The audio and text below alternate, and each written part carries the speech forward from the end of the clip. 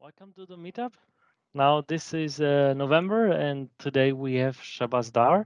He's from the UK and he's a consultant, and I think it is infrastructure consultant, right? Correct, yeah, that's Or right. at least a senior infrastructure consultant to be correct. And I've seen his cool blog. So he contacted me to talk about certain topics, and I thought like to talk about he had the topic in his blog about Windows Virtual Desktop, and I thought it's a nice topic because everybody doing home office actually has the same challenge, missing hardware, missing resources, and getting everybody up to speed and still secure on the way. So, and he wants to share his experience because, as you said, Shabazz, you were in your new company, our new client, you had to deal with exactly that problem and how to implement Windows Virtual Desktop for a client. And you talk about your experience from the last month, right? So I give the stage to you. Thank you very much. I'll share my screen.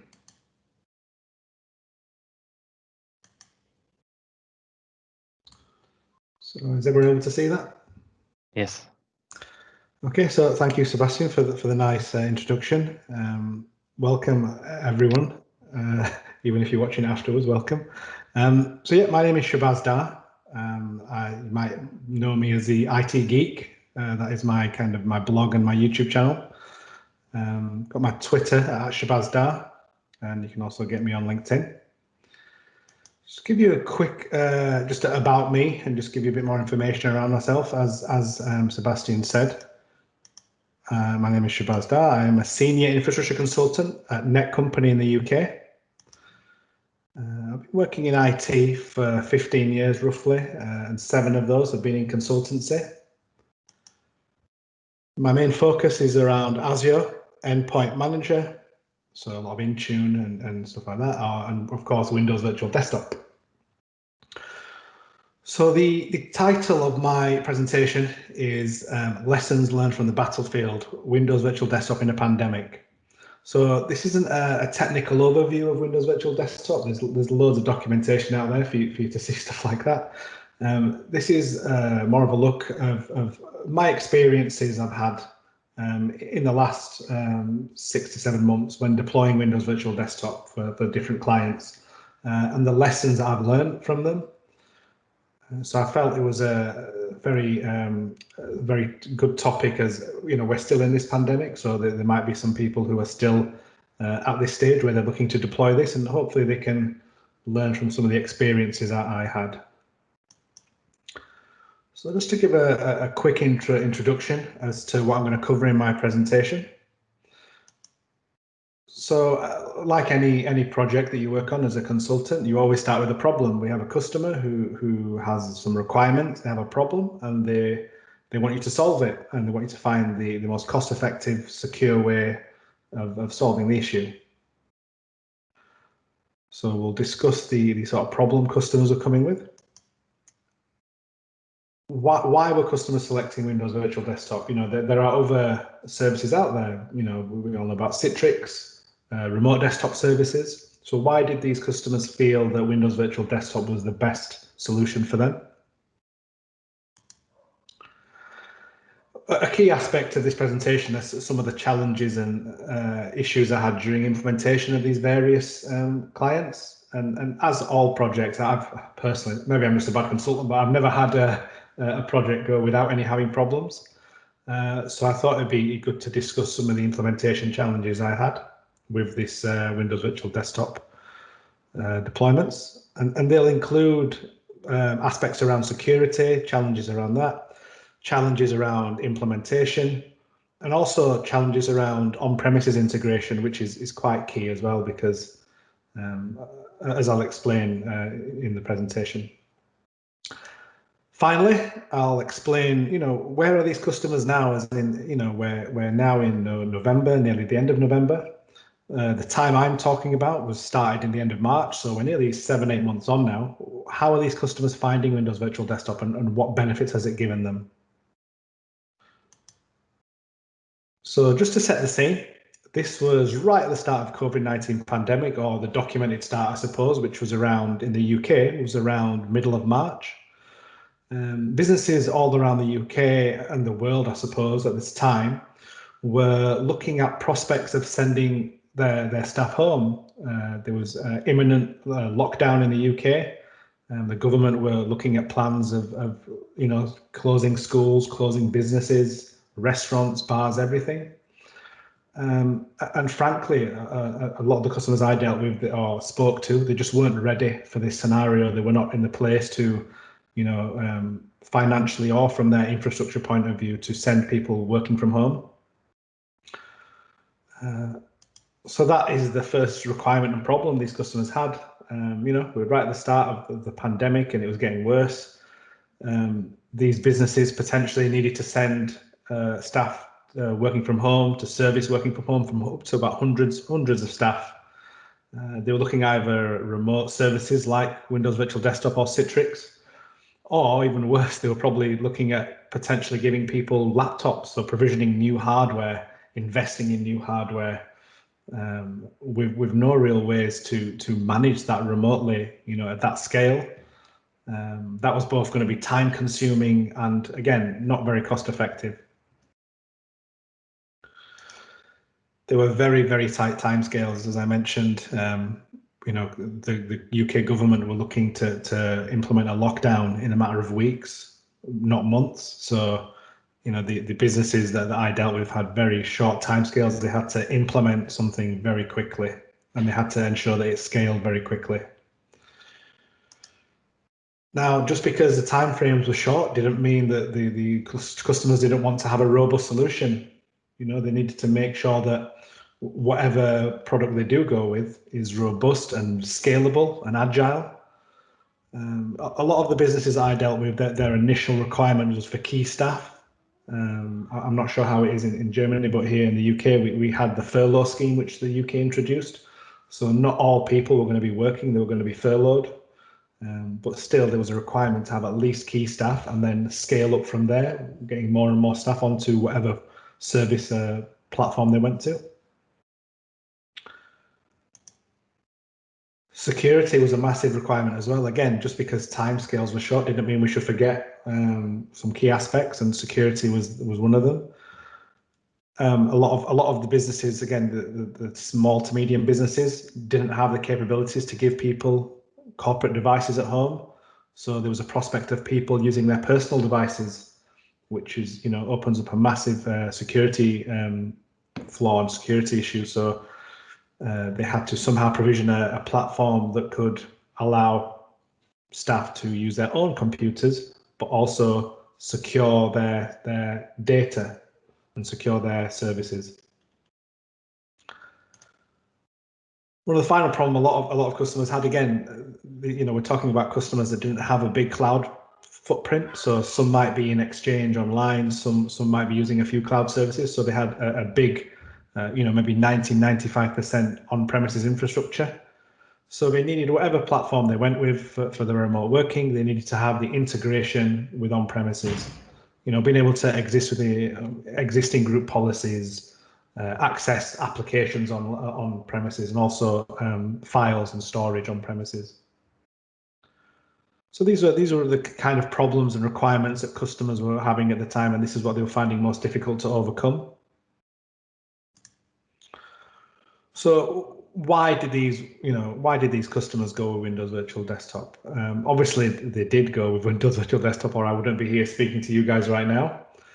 The main and the only reason it really matters is that the Windows Virtual Desktop solved the problems and the requirements they had, and that's the key fact. Windows Virtual Desktop can be accessed from anywhere. So, you don't have to be on the corporate network. You can be in a cafe, internet cafe. You can be on a Wi-Fi in McDonald's, or for most people, you can be sat at home on your broadband, on your personal machine. You don't need any sort of VPN access or anything like that. So it gave a lot of businesses that flexibility to have people working from anywhere. So at the time of the projects I worked on, as I mentioned, there was a short time span. Windows Virtual Desktop was in the fall release, I believe, so it was still managed through PowerShell. So even though the majority of the configuration was done through PowerShell, it was still very quick and quite easy to, or easier to deploy Windows Virtual Desktop. Now with it being in the spring version, it's even quicker now because it's all done through the admin portal and ARM templates and all that good stuff. So it was even with PowerShell, it was still a quick process to implement Windows Virtual Desktop. Oops, sorry. Windows Virtual Desktop is robust and it scales up very quickly. It's highly available. And so again, I suppose Windows Virtual Desktop is very similar to remote desktop services. It's essentially the remote desktop services service in Microsoft Cloud. So whereas on remote desktop services, you have the gateway server or role, and you have different roles for different, and you need servers for that. You don't see any of that within Windows Virtual Desktop. All you see are your session hosts and your host pool. So all the high availability and all the robust stuff is in the back end, which you don't see. It's all kind of within Azure. And again, it's highly scalable quickly. You can deploy more hosts within minutes rather than, if you think about RDS, sometimes it could take maybe half a day or a day to add another host with all the relevant applications. With Windows Virtual Desktop, it can be done in minutes. Securing it using Windows multi-factor authentication and conditional access. So again, because a lot of users would be potentially accessing this on their personal devices, a lot of businesses needed to make sure that they were secure and their data was secure, and multi-factor authentication with conditional access was the best way to do that. So that was a big tick for Windows Virtual Desktop. So although this isn't a Windows Virtual Desktop service as such, it's more of a Azure service. The VPN. So we use a lot of cases. We use the native Azure VPN gateway from Microsoft Azure to on-premises. So that was a big positive for a lot of businesses, that they could still have that secure encrypted connection from their on-premises infrastructure to Windows Virtual Desktop, and that allowed users who were accessing Windows Virtual Desktop to still get the same applications, the same data that they would do if they were sat in the office, and it was without mobile VPN. So these are some of the interesting bits now, the implementation and challenges. As I mentioned, this was right at the beginning of COVID. For some of the projects, I was actually brought in as a resource to a third party. So rather than doing all the sort of pre-sales and all the design myself, in a few cases the design was already done before I was involved. So I was inheriting someone else's design. One of the biggest challenges I found at the time, obviously it's a lot easier to do all this now, but at the time, was the Windows 10 image. Again, a lot of businesses at the time, they have their own image, Windows 10 image, and it's very manual how they would deploy the Windows image. With Windows Virtual Desktop, you can customize your Windows 10 image like you can on premises. There's a process that you need to follow. But the problem we were having was getting the images right and getting them uploaded in the correct way. I think I saw on Twitter the other day, there was somebody having an issue getting the sysprep to work correctly with the Windows Virtual Desktop image. So these are the sort of challenges that we had with the deployments I was doing as well. One problem I had, this was with my first deployment, unfortunately, I ended up using the standard Windows Pro 10 operating system. And for those of you who don't know Windows Virtual Desktop, you need to have a Windows 10 Enterprise multi-session OS. So that's very important when you're creating your image. You need to make sure you're using the multi-session operating system. Otherwise, even though you can still deploy the image, only one or two people can log on. It's like the multiple people can't log on, so you lose that multi-session service. I found out that the hard way. I learned that lesson the hard way by doing it wrong the first time. But in my defense, I think that was my first deployment. So you're allowed to make that mistake once.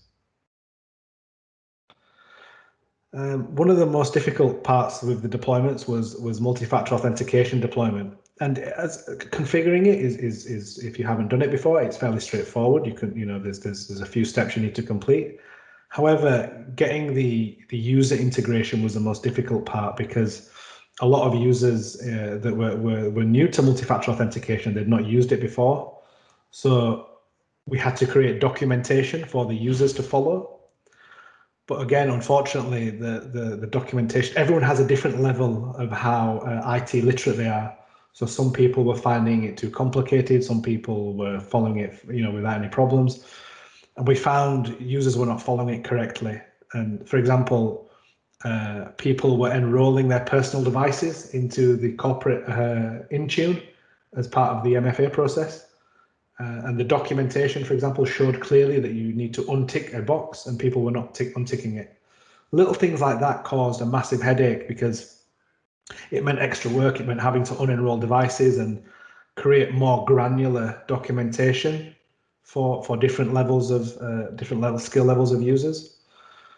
So we did a lot of different iterations of the guides and the documentation. But again, it was a challenge that we had to overcome.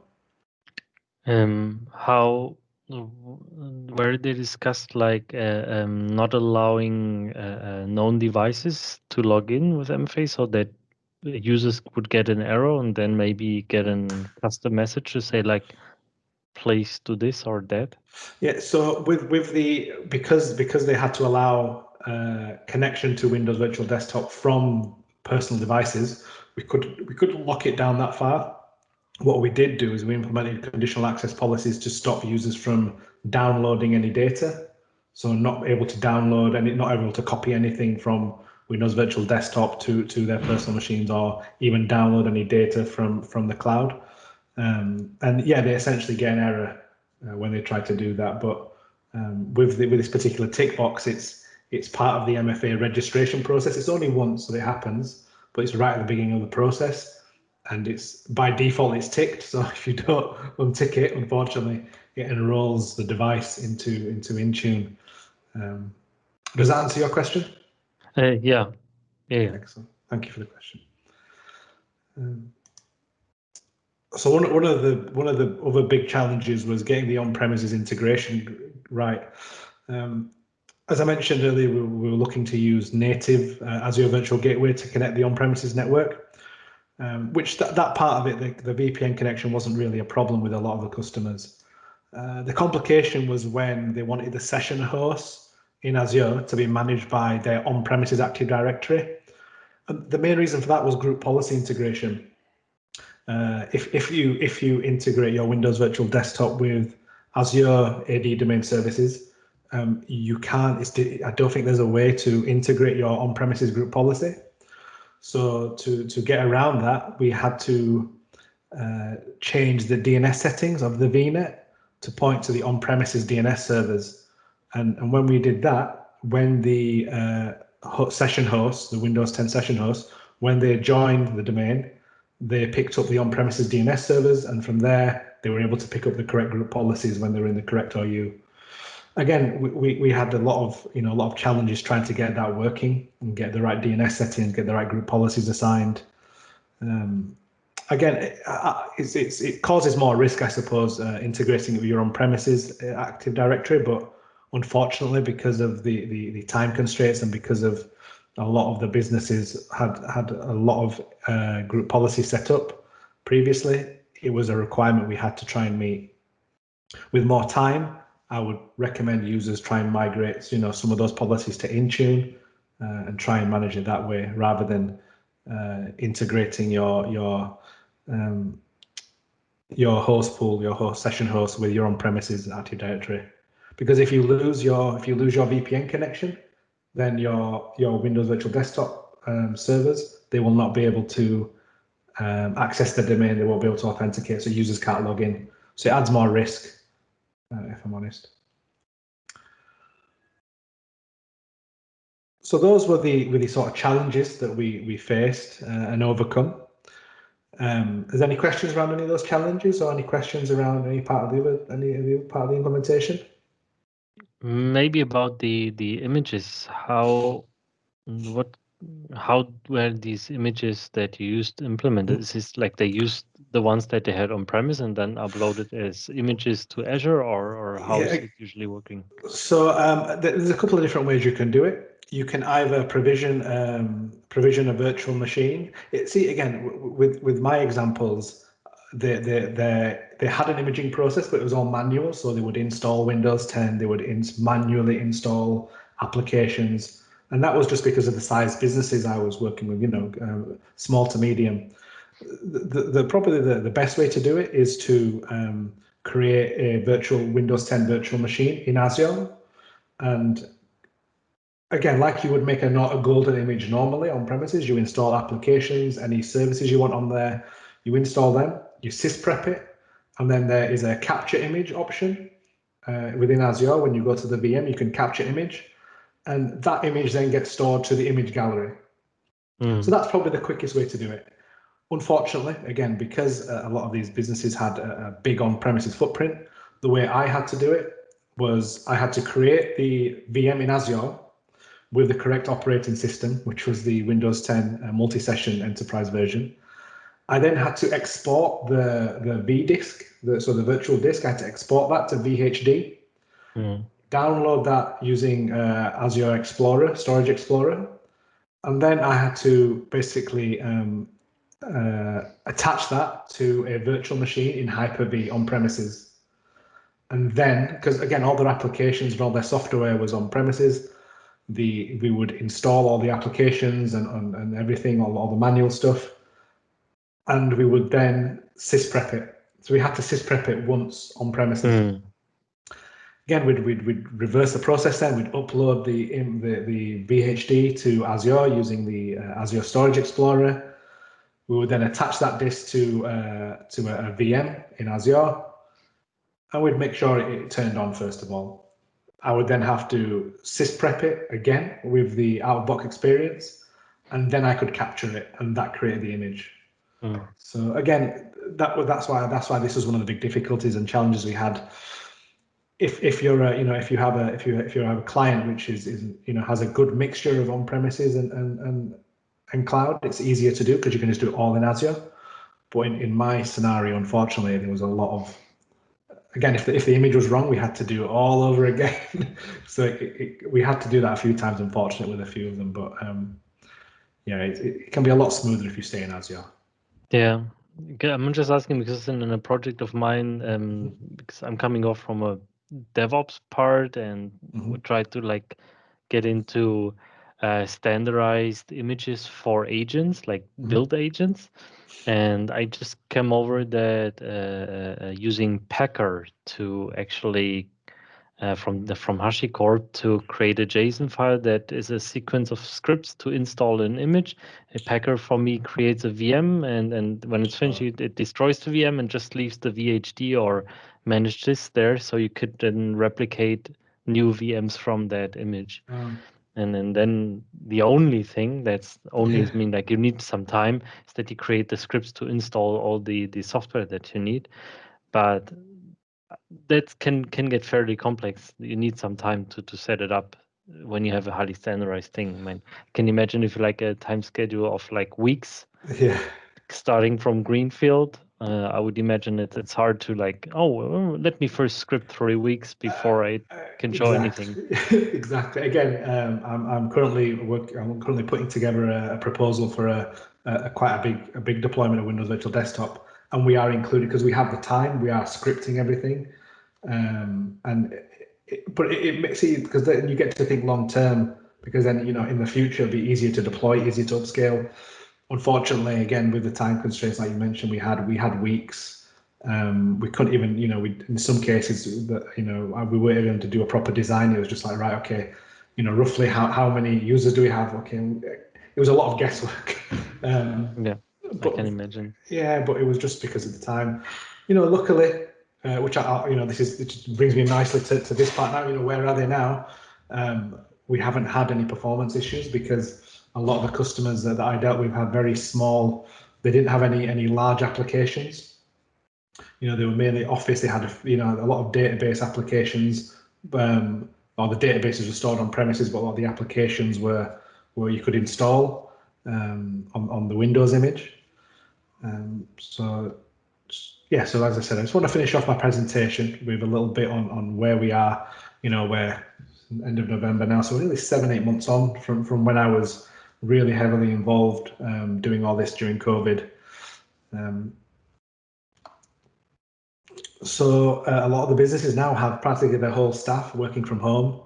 The furlough scheme is still ongoing in the UK, but they have very little with people using, some people come into the office sometimes, but I'd say most companies now, most of the businesses that I dealt with, they have 90 to 95% people working from home using Windows Virtual Desktop. And it's revolutionized how they think about working from home now. It's the new normal now. Working from home is normal for them, whereas before COVID, it used to be, non-existent. Unfortunately, multi-factor authentication is still an issue. We still have users who struggle to use it.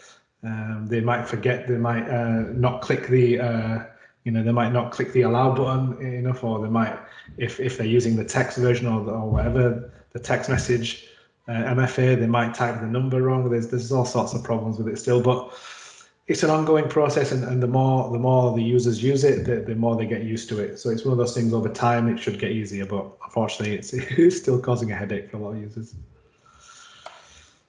To conclude, Windows Virtual Desktop is saving lives. It's allowing people to work from home, not be exposed to the virus by going into an office, traveling, and it's allowing businesses to keep on functioning. People to keep their jobs. If these businesses couldn't service people working from home, they would have to, they'd have to unfortunately make redundancies, and who knows, they might not be able to function as a business. So it's saving people's livelihoods and saving their lives. So it's been an amazing service in the short time I've been using it. And yeah, that is my presentation. It's a bit small. It's not too long. But that's it. Are there any questions? Yeah, maybe from my side. Yeah, sure. Okay. So you've said that you have more or less installed all the applications in the golden image. Let's call it that way. Yes, correct. And have you also used the MSIX app attach to let's say attach applications? And is that let's say practical to in the future, because I'm always reading about it, revolutionizes the way of deploying or provisioning applications. And would you say that this is something you can consider to really get rid of the image technique? Yeah. Or is it still something you have to use both? So good question. Thank you for that question. I've personally not used it again in the deployments that I did early on. It wasn't. I don't believe it was around or as well known. I'm a very big fan of having very light images. As far as your Windows image goes, I'm not a big fan of piling on as many apps as you can. And because the sizes can get stupid then, and it's more difficult to manage if you have to. One big thing around Windows Virtual Desktop is you have to update images. Obviously, with the there might be a new version of the app or whatever, and you have to update the whole image. Having to do that on multiple applications is such a long process. So I've also heard of the MSI, the attaching app that you mentioned, and I've not used it myself, but I think it's a good tool if it works well. It's a really good tool. I'm a big fan of publishing apps as well. So you can, with Windows Virtual Desktop, you can publish applications rather than make them part of the image. So where you can, I would recommend personally publishing or attaching them if you can, and having a lighter Windows 10 image. It means less management. Sebastian mentioned automating, scripting the deployment of the Windows virtual machines and the host pools. If you can, that causes less management. So it saves time. I think publishing applications and like that and attaching them is a massive time saver as well. So I definitely think it's the way forward. Thank you. Yeah, thank you very much. No problem. Maybe Yeah. Yeah. You go go first. Go. You go, No, first. I'm the host. You're the guest. You can go first. Yeah, I'm also interested in Microsoft Teams. Are the customers using Microsoft Teams with the virtual machines? Because at the Ignite, there was they announced that there is now this so-called in Citrix. I think it's the optimization pack. Can't remember what it was called in Azure. Have you used that? No, it's quite new. So the other question is, have you used MS Teams, and how did that work out? Was that okay, or was that a problem? So again, another good question. Thank you. So yeah, luckily, the one of the deployments I did, the customers have been massively wanting to use Microsoft Teams within Windows Virtual Desktop. Literally 2 weeks before the deployment, this was released. You know, the new kind of efficient way of installing Microsoft Teams on multi-session hosts. So we're quite lucky in that sense, and we deployed it, and it seemed to work okay. Now, I'll caveat that by saying I know a lot of people who are having problems with it, and it seems to be when you have more than 2 or 3 people in a call. So if you have a one-to-one call, or maybe 3 people in a call, the quality and performance is okay. It's acceptable. But when you go onto a meeting where you have more 4, 5, 6 plus people, the quality can be very difficult. The video quality, the sound quality. So I believe it's even though it can work as far as Teams works better, the heavier you use it, the worse the performance gets. Is what my understanding is. I've not experienced any of those issues in the deployments I did, but I've seen a lot on social media and various TechNet postings that unfortunately it does seem to be a problem that a lot more people are having when they do bigger meetings. Yeah, once again, thank you for it, because I think that's a quite important topic due to the fact that people are working from home, and maybe the most common tool they use is Microsoft Teams, and maybe with the feature that encoding, decoding, and stuff like that is done from the endpoint will probably solve the problem. I'm not sure, but yeah, interesting to hear about the battlefield and about the real world. Oh, good, thank you. Yeah. I'm glad it has helped. I have a question in regards to effort. Like you said, like you had you probably started on a greenfield mostly with the customer. Like you said, and when you say like you have only short schedules, so you need to be quick. So you need to check what can you really script, where can you spend time, where can you not spend time. When you implement the first time, how long did it take to get to a solution that you say like that's deployable? And when you would do it a second time on a greenfield, how much faster you think you could be, like with the same approach? And then maybe you can say something also about full automation effort. Of course. No, great question. Thank you, Sebastian. So the first time I deployed it was a 200 to 300 user deployment. We had 4 weeks. I didn't have any more time. I had 4 weeks. I had to get it fully deployed, documented, tested, all that sort of stuff. So I had 4 weeks, and again, it was using the fall version. So a lot of it was through PowerShell. Time-consuming bits then were trying to get the add users. So because you had to do it through PowerShell, and again, I just didn't have the time to do the scripting. So in the latest versions, I think it's a lot quicker. I believe I could probably do in half that time now for that size deployment. Again, just knowing the things I know and the experiences I've had before, I could probably half that time comfortably. The deployment again is probably not the issue. It's the things that come around it, like the users and that aspect of it. The as far as the automation side of it obviously goes, and again, you have to spend time up front doing that. So as far as your design and your implementation stages, that's where the time comes in. But where the Terraform ARM templates or whatever you use, where they save you time is in the back end. Once it's deployed, if you have, especially for large deployments, if you have thousands of with this WVD is becoming so popular now, some of the bigger companies are going to start looking at it. So if you're talking, 5, 10, 15, 20,000 users, having to scale up not just your virtual machines compute, but also your storage, your user profiles, having to upscale that quickly and agile and be quick with it. That'll save so much time with the sort of automation, because it'll just kick in as and when it, with some of the automation stuff. As soon as it sees the CPU and memory going over a certain limit, bang, 10 more VMs are deployed and stuff like that. So although it costs a bit or spends a bit of time up front doing it, I think for bigger deployments, definitely automation is the way to move forward, 100%. And again, I'm looking at a very big deployment at the moment. We're talking 100,000 users is a deployment that I'm currently doing.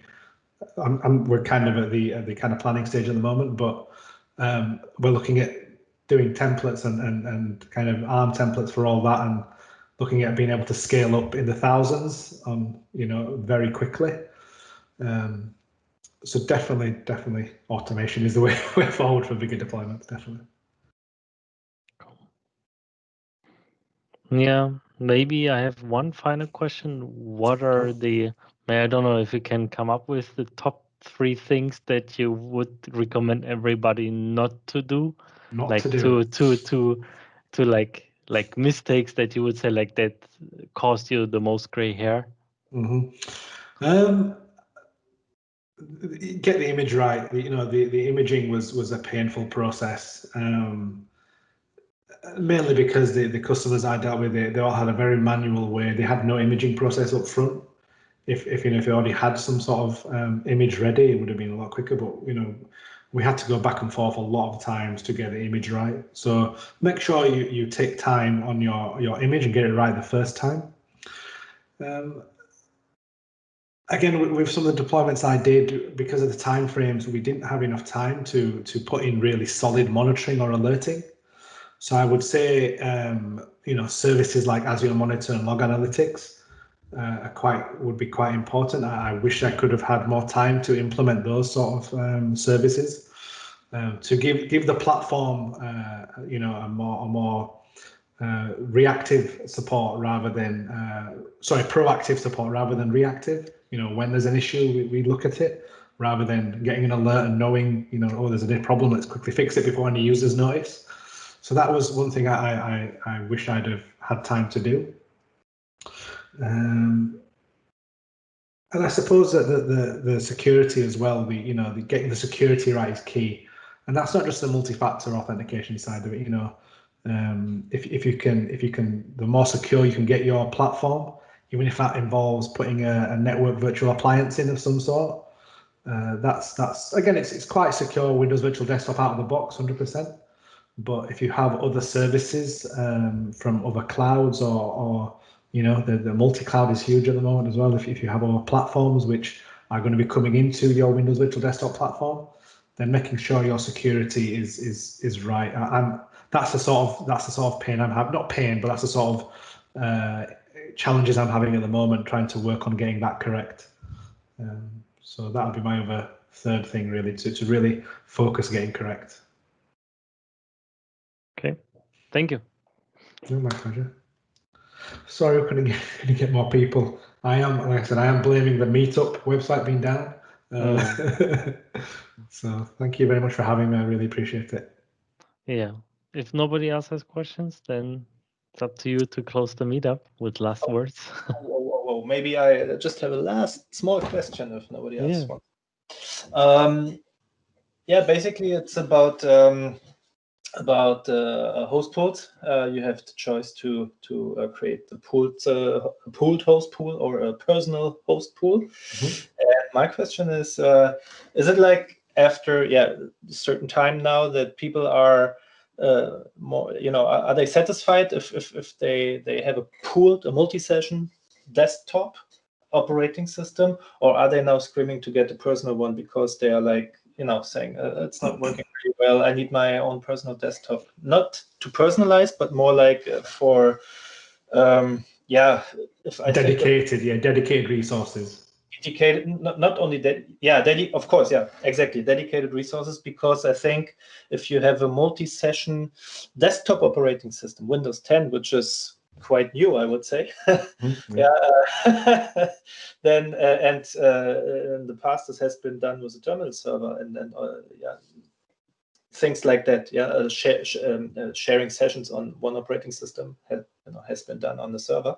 So does that work out? Do you think did that work out with the Windows 10 multi-session desktop?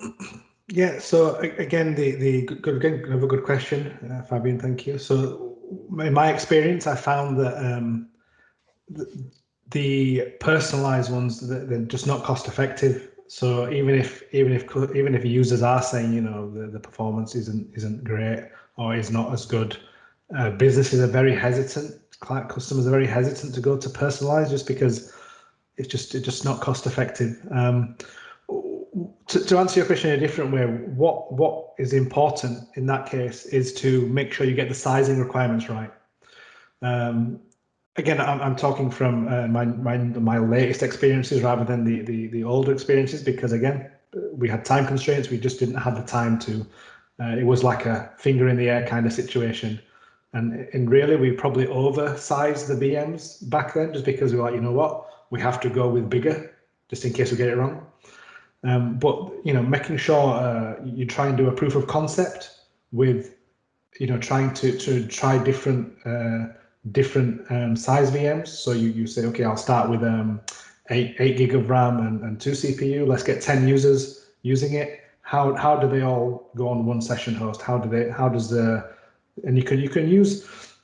There's some really interesting stuff with again with automation and Azure Monitor and doing kind of the custom dashboards, which I know a few people have done, where it outputs really good information around the resources being used. So you can do things like that to understand, you know, how your different size VMs are performing at the proof of concept stage. Again, to go answer your question kind of in a more direct way, I think the multi-session is the way forward. I think not a lot of, in my experience anyway, people aren't using the personalized unless it's really small deployments. It just doesn't scale well commercially, especially in larger deployments. Is that okay to answer your question? Yeah, it's okay. Well, just asking because I really made the experience that if costs doesn't matter, yeah, it's like at the end people really get what they are screaming for. Yeah. Since Windows 10 multi-session is quite new and is maybe was not I don't know, maybe was not designed for that purpose. I'm curious how it works or how it worked out at the end. If it's really multi-session, let's say, compatible, if it's really usable for that kind of thing. Yeah. So again, I think again, my own experience, I think a lot of applications have to catch up. We mentioned Teams earlier. You know, Teams is something that kind of it needs to catch up a bit. Yeah, they've released a version of Teams that should be usable, but again, it's got performance issues when you go to more than 1 or 2 people in a call. So I think as far as the connection goes and people's you know, how people's experience, I think that it's been quite, again, my own experience has been quite good.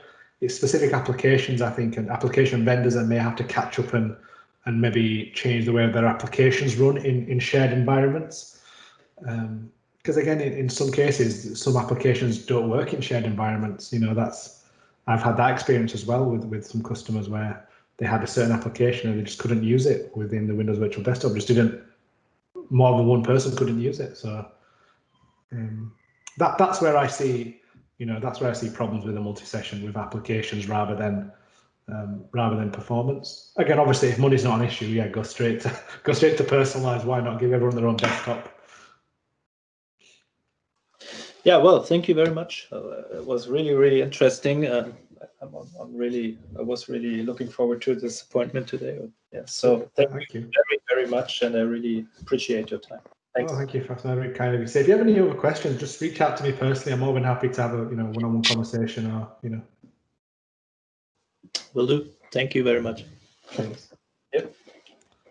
Okay. Okay, then if Simon and Carol don't have any more questions, then I would say No questions. Thank you. cool.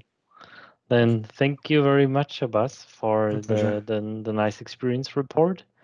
And I think mostly the questions make those things also more live too, because you get point by point some experience out of you by the questions. Yeah. Of course. I mean, the more questions asked for me, the better, because it shows people are listening. Yeah. Yeah. So now I'm very happy. Thank you guys for asking those questions. And yeah, just thank you very much for having me, really. Thank you for people who've joined. Appreciate it. Yeah. Then thank you. I will put that on YouTube, and anybody who couldn't be there because of the blackout of Meetup, they can watch it online on YouTube somewhere within the week. That's great. Okay. Then thank you and have a good evening. Yeah. Thank you. Have a good evening, everyone. Same to you. Cheers. Thanks. Bye-bye. Bye.